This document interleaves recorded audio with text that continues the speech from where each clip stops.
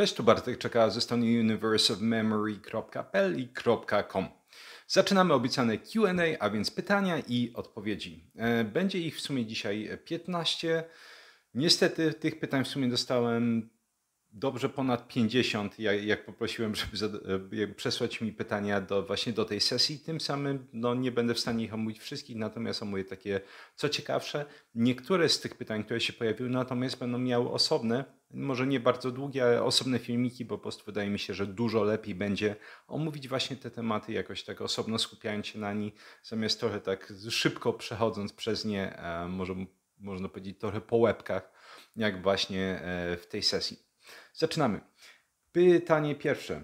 Czy ssanie oliwy oleju przerywa post i czy ma ono sens? Nie będzie w stanie przerwać postu, ponieważ potrzebowalibyśmy kalorii, żeby przerwać post i szczególnie w postaci białek, a więc aminokwasów albo szczególnie glukozy.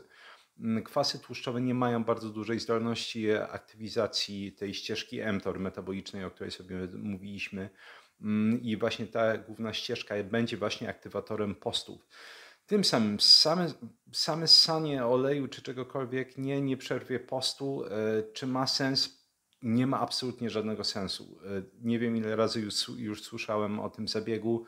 Do tej pory absolutnie nie rozumiem, jaki miałby być głębszy sens tego. Jeśli ktoś oglądał filmik o fazie cefalicznej trawienia, o którym wspominałem ostatnio, jakieś parę odcinków, to mówiłem, że owszem, tak, istnieje wiele mechanizmów, które są w stanie zwiększyć produkcję różnego rodzaju hormonów, między innymi insuliny czy gastryny, której główną funkcją będzie zwiększenie produkcji soków czy kwasów żołądkowych. Natomiast wciąż, żeby post był przerwany, musielibyśmy coś dostarczyć do organizmu. Także to ssanie oleju mogłoby aktywizować potencjalnie tą fazę cefaliczną, bo tak jak mówiliśmy, ta faza cefaliczna, taka przedabsorpcyjna, jeśli chodzi o trawienie, jest najbardziej aktywizowana, kiedy rzeczywiście jedzenie jest umieszczone w ustach, więc tak możemy na przykład zwiększyć między innymi produkcję niektórych enzymów trawiennych, produkcję gastryny. Pytanie, po co? Po co mielibyśmy to robić? Okej, pytanie 5. Czy będąc na głodówce można jakoś wspomóc swój organizm w samoleczeniu, na przykład brać jakieś minerały, elektrolity lub witaminki, na przykład D, bo jest niezbędna do tworzenia autofagosomów, a dużo ludzi, tym bardziej w Polsce, ma właśnie niedobór witaminy D. Więc jedyne rzeczy, które bym polecał, jeśli chodzi o spożywanie podczas postów, to są elektrolity, na przykład potas, rzeczywiście sód, czy ogólnie chlorek sodu, czyli po prostu sól kuchenną, magnez. To są rzeczy, które potencjalnie można spożywać. Natomiast jeszcze bym tutaj powiedział, w przypadku jakichś dłuższych postów, w sensie jeśli ktoś pości, nie wiem, do 36 godzin, najczęściej absolutnie nie ma co się bawić w takie rzeczy, chyba że znowu tutaj wchodzimy jak zawsze w te odcienie szarości, chyba że ktoś, że tak powiem, ma takie zapotrzebowanie, jeśli chodzi o organizm. Są różnego rodzaju jednostki chorobowe, różnego rodzaju problemy. Na pewno u niektórych osób może pojawić się zwiększona potrzeba nawet w krótszych postach, jeśli by chciały. Natomiast mówiąc szeroką siecią, czyli większość osób łapiąc w nią, bym powiedział, że nie będzie to potrzebne, natomiast w sensie spożywania elektrolitów. Natomiast jeśli chodzi o witaminę D, znowu pytanie, w jakim momencie, jak długi musiałby być post, żeby w ogóle ona była potrzebna. Nie licząc tego, że jeśli teraz spożyjesz podczas postu witaminę D, to ona będzie przekształcana w formę aktywną, czyli ten calcitriol po 21 dniach. Także, bo zauważam, że wiele osób uważa, że jeśli połknie teraz tabletkę, czy nie wiem, naświetli się to za dzień czy dwa już będzie ta forma aktywna. To jest dosyć długi proces. Opowiadałem w tym innym filmiku, że witamina D jest klasyfikowana jako sekosterole. Czyli tak naprawdę klasyfikuje się ją poniekąd jako sterydy, jako hormony, ponieważ tak jak hormony ona musi zostać aktywizowana. I no właśnie, dlatego, że ona musi zostać aktywizowana, ten proces trwa wiele dni, więc witamina D absolutnie nic by nie dała. Nie mówiąc o tym, że jeśli ktoś, że tak powiem, ogólnie suplementuje tą witaminę D i dba o jej spełnianie tych, czy dostarczanie jej do organizmu, mówiąc ogólnie, to oczywiście nie będzie to miało żadnego kłopotu na 1, 2 czy 3-dniowy post, więc nie, absolutnie w takie rzeczy nie ma co się bawić. Powiedziałbym więcej, absolutnie poza elektrolitami nie ingerowałbym w żaden sposób w ten proces, bo my tak naprawdę o tym procesie wciąż wiemy bardzo, bardzo niewiele. Istnieje mnóstwo badań. Na przykład często ludzie bombardują mnie w komentarzach, że nie wiem, gdzieś tam, że trzeba mnóstwo witaminy C i tak dalej. Ja jestem fanem witaminy C, natomiast znowu to jest jakby, bym powiedział, potencjalnie niewiedza. Istnieje mnóstwo badań, które pokazują, że nadmiar egzogennych, czyli z zewnątrz, antyoksydantów, również roślinnych, będzie upośledzać produkcję naszych endogennych, czyli tych, które my produkujemy, antyoksydantów. Czyli to nie jest tak, że na zasadzie, jeśli wiemy, że na przykład patrząc na badania, że spadają podczas postów stany zapalne, tak, oczywiście z czasem ta autofagia z każdą kolejną godziną postu się nasiera, to jeśli walniemy w to antyoksydanty, to będzie jeszcze lepiej. Nie. Będzie najprawdopodobniej dużo gorzej. Jest mnóstwo takich badań na przykład pokazujących, jak zwiększony stres wynikający z uszkodzenia mechanicznego mięśni po wysiłku fizycznym, jakby korzyści z tego stresu są dużo mniejsze po spożyciu witaminy C. Czemu? Znowu, jakby witamina C jest podawana tutaj w dużych ilościach, jest traktowana już jako tak naprawdę w takich ilościach farmaceutycznych, jest traktowana jako ten egzogenny antyoksydant i organizm zachowuje się jak patologiczna rodzina 500+ na zasiłku. To znaczy, jeśli wiadomo, że od państwa dostaje te egzogenne antyooksydanty, czyli te 5 stówek, to pytanie, po co samemu iść do pracy i produkować te antyoksydanty. Są to mechanizmy, które na pewno będą omawiać szeroko na kanale, natomiast z tego punktu bardzo gorąco bym radził sobie zapamiętać, że to nie jest tak, że im więcej antyoksydantów, tym lepiej dla organizmu. Również taka teoria, też tak, nie wiem, dam zajawkę na przyszłość, cała ta teoria, że antyoksydanty będą koniecznie zapobiegać starzeniu, czyli ta teoria starzenia oparta na wolnych rodnikach i antyoksydantach. Na tą porę, chyba że wyszły nowe, ja kojarzę 14 szeroko zakrojonych badań, które po prostu nie dostarczyły żadnych dowodów, że jest to prawda. Bo organizm naprawdę nie działa tak prosto, że jak nam się wydaje, że dostarczymy antyoksydanty i wszystko będzie cudownie. Jeśli ktoś chce zobaczyć, jak to działa, to polecam filmik z jednego badania, gdzie pokazano, że eliminacja warzyw i owoców, eliminacja warzyw i owoców zmniejszyła uszkodzenie DNA i zwiększyła poziom antyoksydantów w krwiobiegu. Eliminacja. Czemu? No, to jest ten właśnie mechanizm mitochondrizy, o którym będę mówić w przyszłości. Ok, pytanie kolejne. Czy podczas postów, pytanie 6, czy podczas postów pH w żołądku reguluje się w stronę bardziej kwasową, tak jak powinno, czy jednak post nie ma wpływu na te kwestie?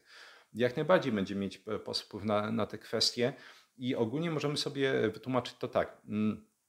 Po pierwszych paru godzinach od spożycia posiłku i znowu, to jest, odsyłam do filmiku o tym, co się dzieje z organizmem podczas postów i długich postów, to jak pH zmieni się, kwaśność żołądka, po posiłku będzie zależało też między innymi od tego, jaki to był posiłek, czyli co w niego wchodziło, jak duży był ten posiłek i czy jakieś dodatkowe płyny, napoje towarzyszyły temu posiłkowi itd. itp. Upraszczając najbardziej jak mogę, można powiedzieć ogólnie tak, że jeśli te nasze typowe pH żołądka, szacuje się, że one porusza się w przedziale 1,5 i 3,5, przy czym gdzieś tam spoczynkowe będzie najczęściej oscylowało między 1,5 a 2, co przypominam, że było śmiesznie, jest dużo kwaśniejszym pH żołądka niż mają choćby psy i koty. Zgubiłem już wątek, przepraszam. Tak, to wtedy spożycie pokarmu będzie zwiększało pH, czyli zwiększa się zasadowość żołądka. I to będzie trwało do paru godzin.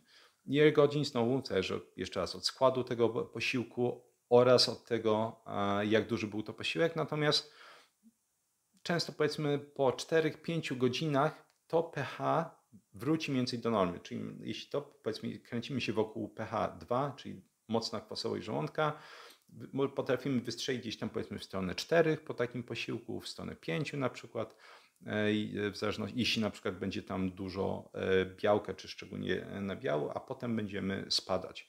Czyli generalnie po tych maksymalnie 6 godzinach, najczęściej 4-5 godzinach, to nasze pH będzie już mniej więcej w okolicy tego pH wyjściowego przed spożyciem posiłku.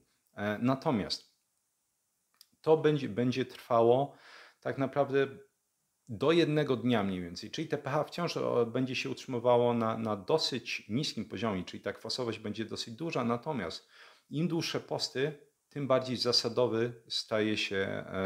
staje się treść żołądka. Czemu? Bo organizm nie dostaje jedzenia, a utrzymywanie po prostu niskiego pH, tej wysokiej kwasowości żołądka, no jest tak naprawdę energochłonne. Organizm musi się nieźle naprodukować, żeby tą kipier utrzymywać na odpowiednim poziomie kwasowości. Tym samym przy dłuższych postach, z każdym kolejnym dniem to pH będzie stawać się bardziej zasadowe i tutaj właśnie warto wspomnieć, wiele osób pytało się o tym, jak przerywać posty, o tym sobie będę nagrywać osobny filmik, natomiast właśnie wiele kłopotów z przerwaniem postu będzie wynikać z tego, że te pH jest mocno zasadowe. To znaczy ten żołądek nie jest gotowy tak naprawdę na trawienie na ten moment. Niczego szczególnie wymagającego. Tym samym, jeśli chodzi o osoby, które gdzieś tam poszczą, do 48 godzin szczególnie, czy już pomijam, do 1 dnia to będą praktycznie niezauważalne różnice, to przy 48 godzinach żołądek stanie się ciut bardziej zasadowy. Znowu dla większości osób nie powinno być różnicy, chyba że na przykład mają niezdiagnozowany infekcja Helicobacter pylori, tak, bo ta bakteria będzie produkować ureazę, która zobojętnia żołądek, czyli ta zasadowość zaczyna być większa wtedy, albo osoby, które już z powodu różnego rodzaju kłopotów mają wyższą zasadowość żołądka, to wtedy oczywiście u takich osób po tych 48 godzinach już może być, no będzie zasadowość na tyle duża, że będzie utrudniać trawienie, także warto sobie o tym osobno pamiętać. Natomiast jeszcze raz, do 1 dnia nie będzie to miało znaczenia, do 2 dni to raczej niewielkie, dopiero przy takich wielu dniowych, na przykład tygodniowych postach, 10-dniowych, 2-tygodniowych, jak niektórzy robią, jak najbardziej będzie to miało znaczenie. Znaczy to, że ta kwasowość żołądka zaczyna się zmniejszać, czyli żołądek robi się coraz bardziej zasadowy, więc przygotowanie na ten pierwszy posiłek po zakończeniu postu, który będzie przerywać post, będzie wyzwaniem. Pytanie 7 i uważam fascynujące i ważne na pewno dla całego mnóstwa osób. Czy przyjmując beta-blokery, w tym przypadku bisoprolol, można pościć 16-8 oraz dłużej, 1-3 dni? Czy ma to jakiś wpływ na post i organizm?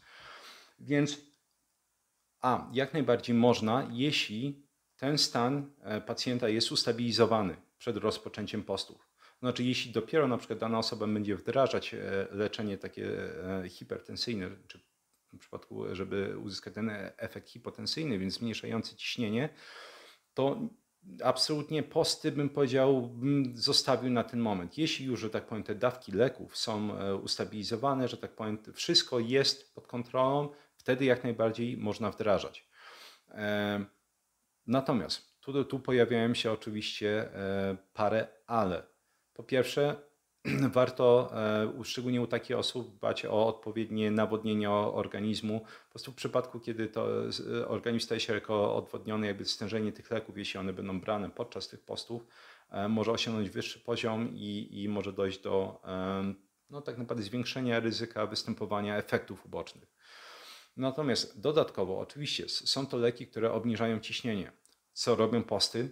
Obniżają ciśnienie i to czasami bardzo mocno.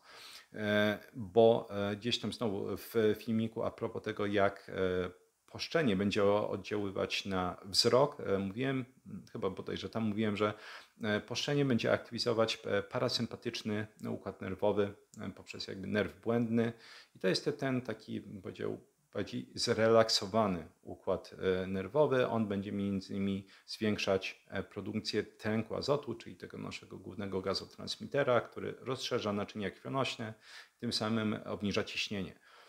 Wiedząc, że posty same w sobie będą obniżać ciśnienie i biorąc jednocześnie beta-blokery, trzeba pamiętać, że ciśnienie może spaść na tyle nisko, że no, pojawią się zawroty głowy, może jakiś kryzys hipotensyjny nawet w skrajnych przypadkach zaistnieć. Tym samym trzeba tak naprawdę bardzo mocno obserwować siebie i swój organizm, czy no właśnie to ciśnienie nie będzie spadało zbyt nisko, więc szczególnie podczas tych pierwszych prób poszczenia warto po prostu regularnie mierzyć swoje ciśnienie, żeby upewnić się, że nie schodzi poniżej jakiejś tam akceptowanej dla danej osoby normy, kiedy zaczyna się po prostu czuć słabo. Natomiast oczywiście, ponieważ to jest ten efekt, fantastyczny efekt uboczny, nazwijmy to postów, czyli między innymi obniżanie ciśnienia i stanów zapalnych, to z czasem może się okazać, że i to też trzeba śledzić, że dana dawka beta blokerów, czy też i innych leków obniżających ciśnienie jest za wysoka. I oczywiście wtedy skonsultować to z lekarzem, ewentualnie poprzez obserwację własną próbować obniżać dawki takich leków, bo inaczej ponownie jakby to ciśnienie będzie za niskie. I oczywiście jeśli posty są w stanie mocno redukować to ciśnienie, to nie ma po co bez sensu łykać tabletek. Także trzeba będzie razem idealnie z jakimś specjalistą, pod którego jest się opieką, szukać tej równowagi. To znaczy im człowiek się lepiej czuje, im bardziej sam zbija to ciśnienie, tym mniej tych leków będzie potrzebnych. Oczywiście gdzieś tam takim moim odległym ideałem w przypadku takich pacjentów jest to, żeby w ogóle to odłożyli. Tak? Jeśli sam styl życia i dieta może deregulować takie rzeczy, to czemu nie, prawda? Nikt nie chce łykać tabletek bez sensu. Pytanie 8, chyba najbardziej kontrowersyjne ze wszystkich pytań z tego cyklu. Bartek, a jak z postami w ciąży? Planuję ciążę, a bardzo często robię posty 16-8 lub 18-6. Powiedz proszę, jak poszczenie interwałowe ma się do całego okresu ciąży? Dzięki.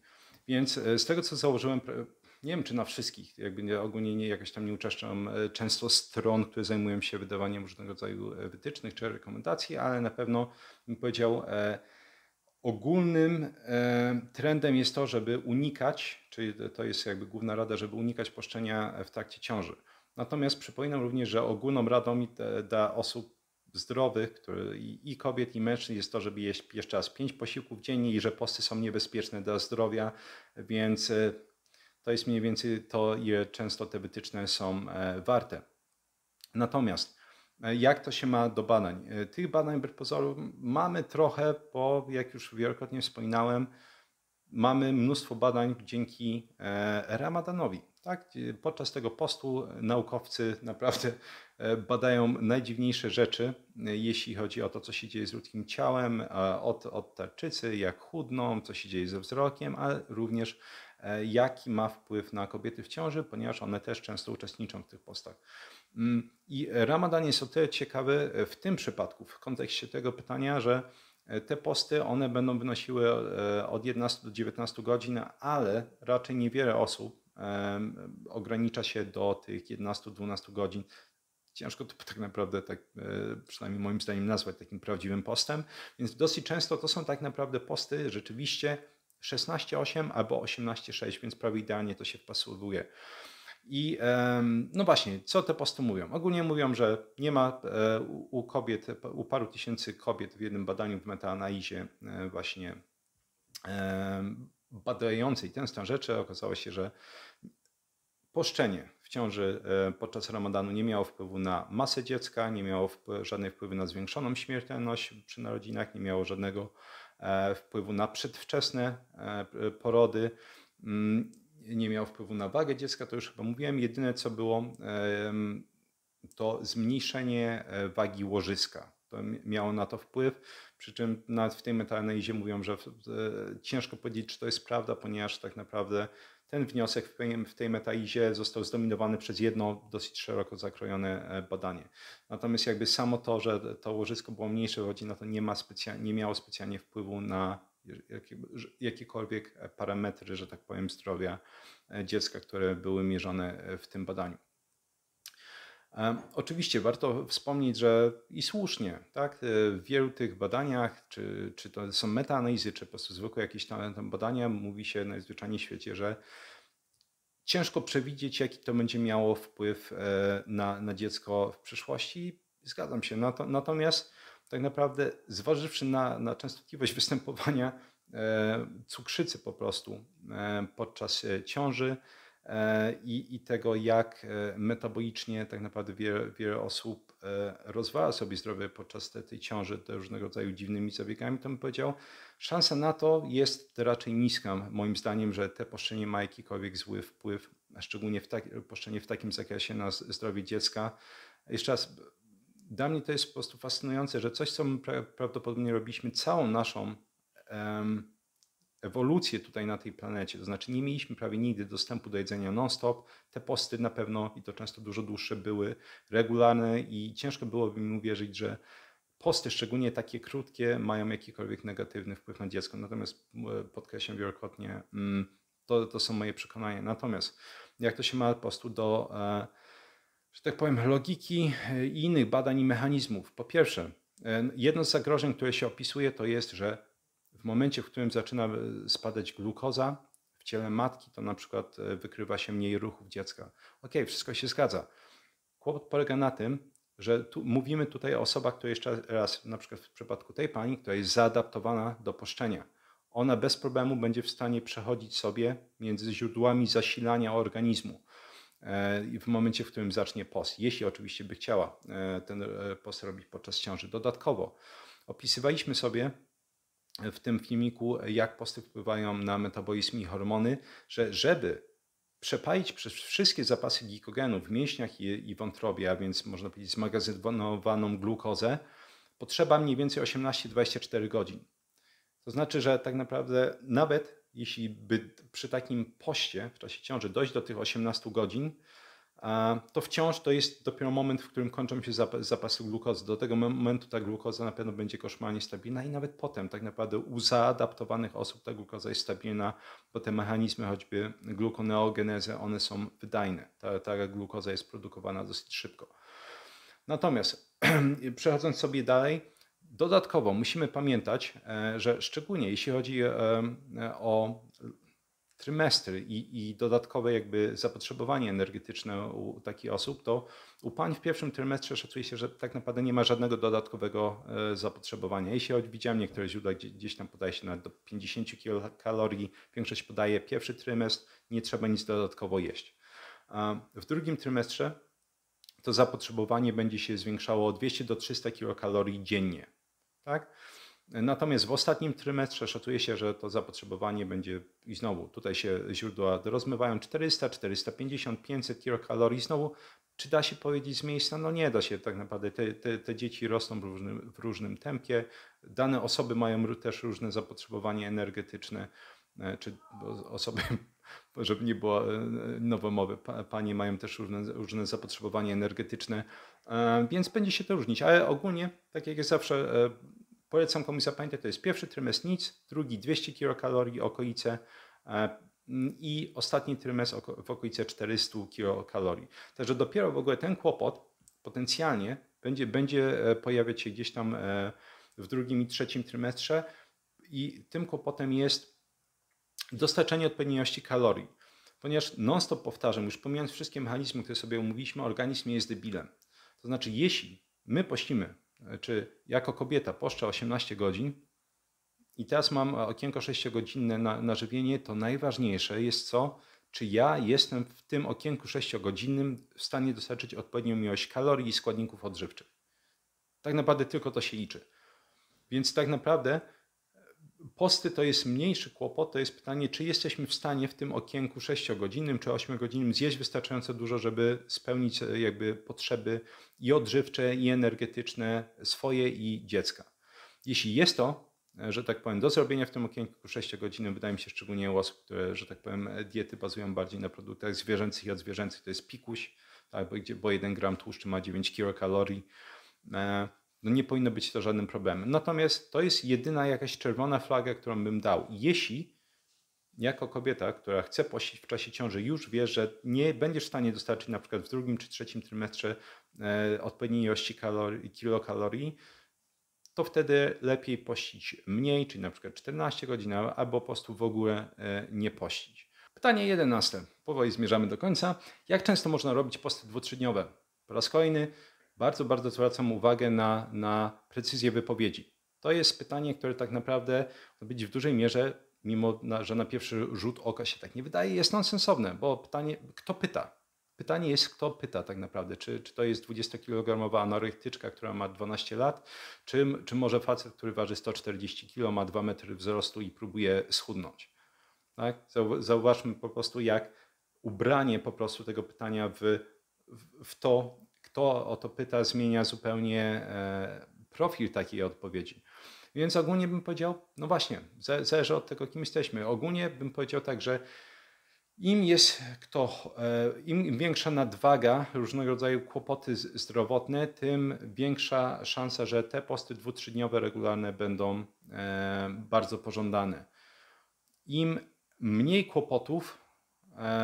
kłopotów u danej osoby, im bardziej zdrowo metabolicznie, tym rzadsze powinny być takie posty.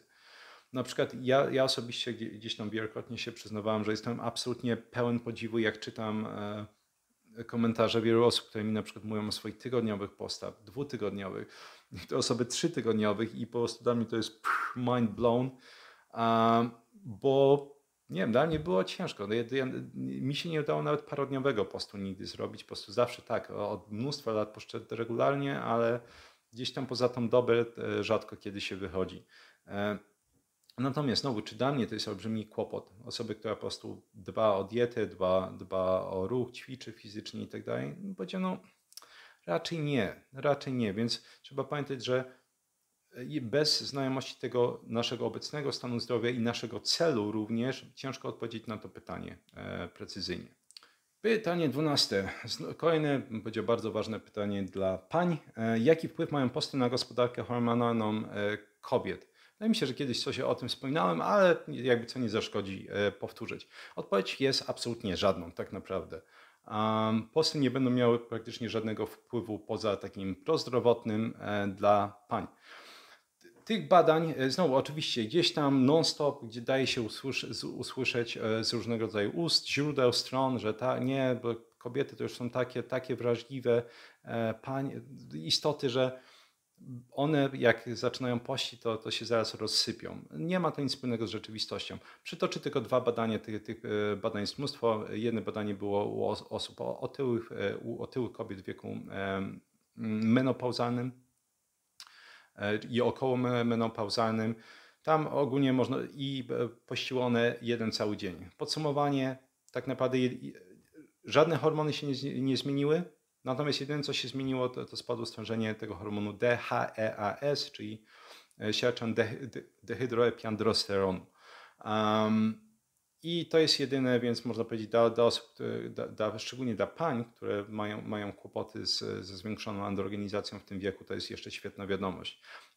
Inne mieliśmy badanie dodatkowo 3 dni poszczenia, wprawdzie mała próbka badawcza, to jest na pewno jeden z minusów tego badania, ale po 3 dniach poszczenia gonadotropiny, a więc LH i FSH, czyli ten hormon luteinizujący i hormon folikulotropowy, one się nie zmieniły. Przypominam, że to są jakby można powiedzieć sygnalizatory wysyłane z przysadki do gonad, czyli jąder albo jajników, żeby sygnalizować produkcję właśnie w gonadach tych hormonów płciowych.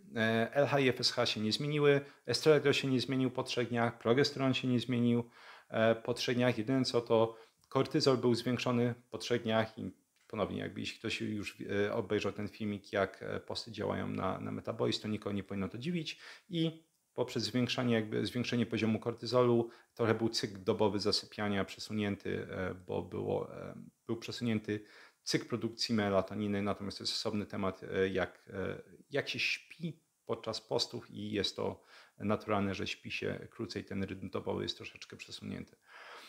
Więc ogólnie nie ma żadnego wpływu. Natomiast pytanie, czy to jest coś szokującego? Dużo ważniejsze jest tak naprawdę, chyba że oczywiście, jeśli znajdziemy skrajne przypadki, osoby, które non-stop poszczą, panie, które nie wiem, odbiło i poszczą absolutnie non-stop, doprowadzając tak naprawdę do niedożywienia, to tak, bym powiedział, to nie jest zdrowe, to nie jest zalecane. Natomiast jeśli mówimy o osobach, które po prostu poszczą sobie prozdrowotnie i mają jeszcze dobrą dietę w międzyczasie, dostarczają po prostu tyle kalorii, ile mają dostarczyć i składniki odżywcze Czemu organizm miałby nagle stwierdzić, nie, mam to gdzieś, nie produkuję hormonów. Chciałem produkować, a nie dostałem ciacha przez 16 godzin, to teraz nie produkuję.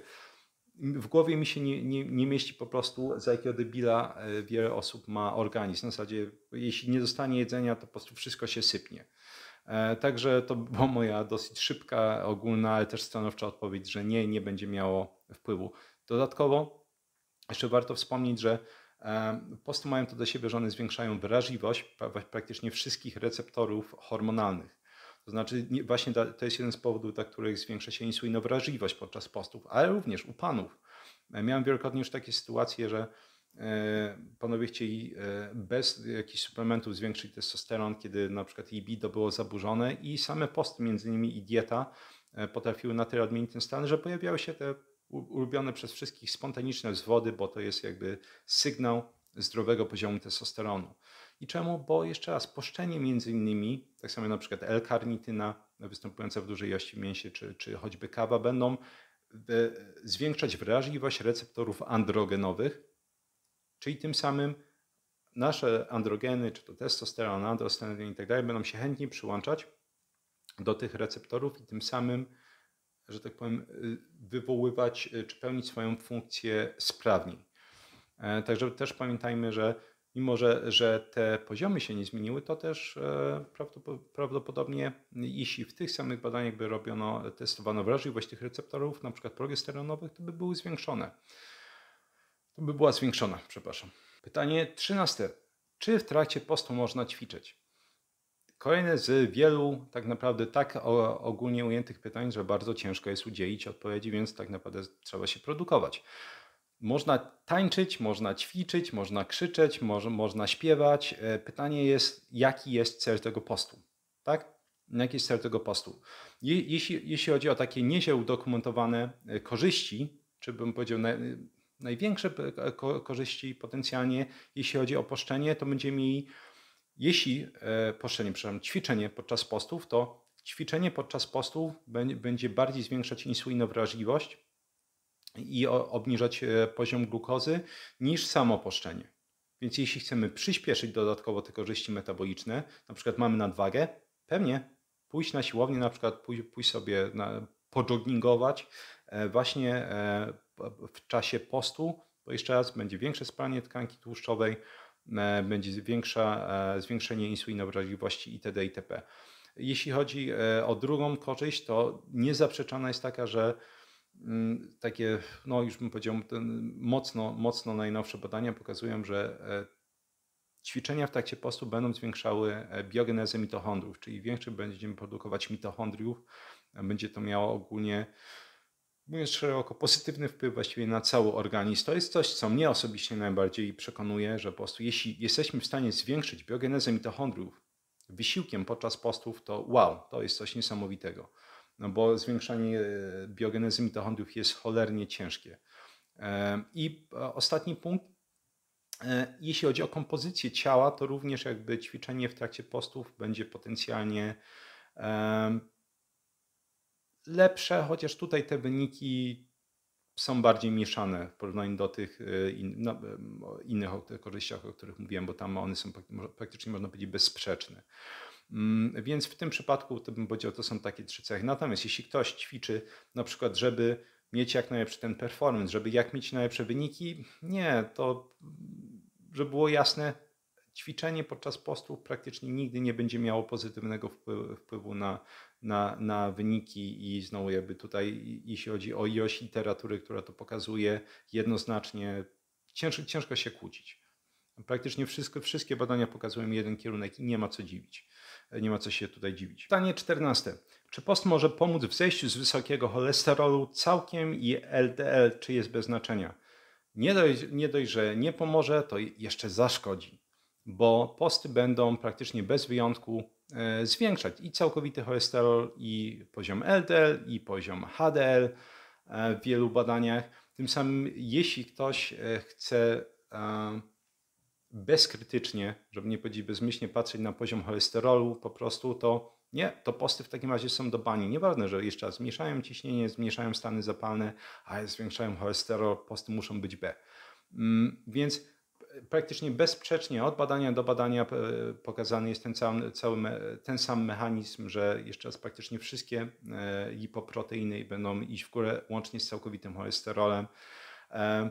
W jednym badaniu pokazano, że ten poziom jest w stanie spaść po 3 tygodniach, więc jeśli ktoś chce się bawić w 3-tygodniowe posty, żeby na chwilę mieć taki fajny wycinek, że wtedy miałam niski cholesterol, to śmiało, ale nie, posty nie pomogą z cholesterolem.